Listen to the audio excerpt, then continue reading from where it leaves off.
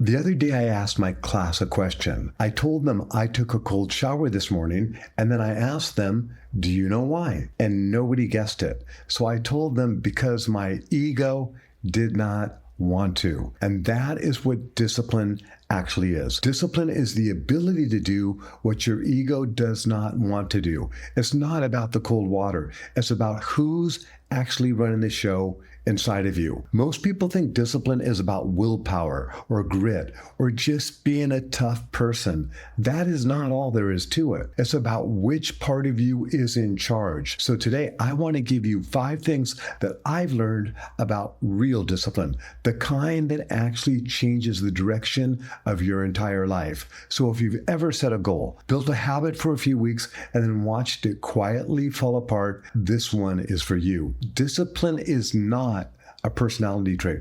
It's a skill. And once you understand what's actually happening underneath it, it gets a whole lot easier. Let's get into it. Point number 1. You are the boss, not your ego. For years, I've been teaching about the autonomic nervous system and how most human beings become automated. And I ask my classes, do you have to make yourself breathe? And they say no. Do you have to make your heart beat? And they say no. Do you have to make yourself think? And once again, they say no. And I say your heart and your lungs are automated. They're part of your autonomic nervous system. And then I ask them to breathe in and out slowly once, and they do. And I say, what controlled your breath? And they say, me, my mind, my brain. I say, that was your consciousness. And then I say, sit upright and give me your best fake smile.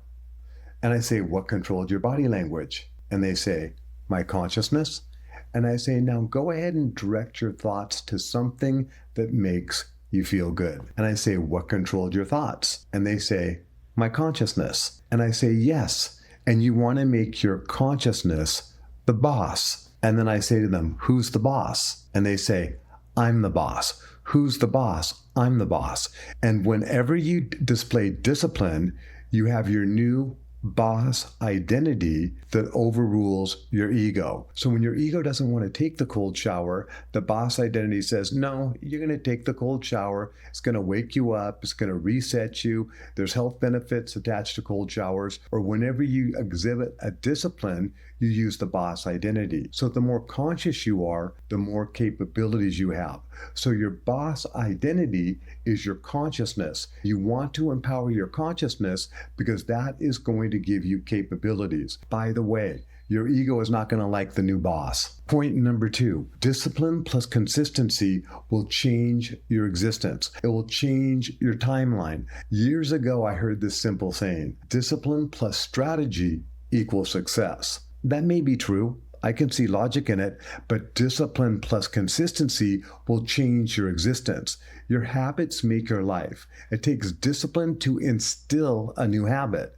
When you instill a new habit, if you don't do it consistently, it will be for naught. When I was a young man, I saw this article with this guy that had abs. I tried to do the crunches. After I did 100 crunches, I said, do I have abs yet? Do you think I had abs yet? No.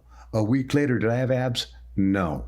But after I combined some good eating with some disciplined consistency, voila, I had abs. Disciplined consistency will get you what you want. But more importantly, when you cultivate the discipline inside, plus the consistency, you're going to change your entire existence. Point number 3. Willingness to do what other people are not willing to do will make you an anomaly. I won the Mr. Alaska Bodybuilding Championship twice because I was willing to do what other people were not willing to do. Will and discipline are connected. Will is initiation. Willingness is what turns that initiation into action. And when you are willing to do what other people are not willing to do, you become an anomaly. You become different, and I suggest you will be better. So ask yourself, why other people aren't doing it. Usually it's one of a few things. They're afraid of the effort that it takes. They're afraid of the consistency that it will take and that they will not get the desired results. Or they're simply following the path of least resistance because they don't see the value in doing it any other way. When you start doing things that other people won't, it changes you. It changes how you operate. And most importantly, it changes how you see yourself and eventually what you are capable of. That is exactly what happened to me with the bodybuilding. The habits I built to become a champion were disciplines that I learned from the people that had done it before me. I simply role modeled them and their discipline.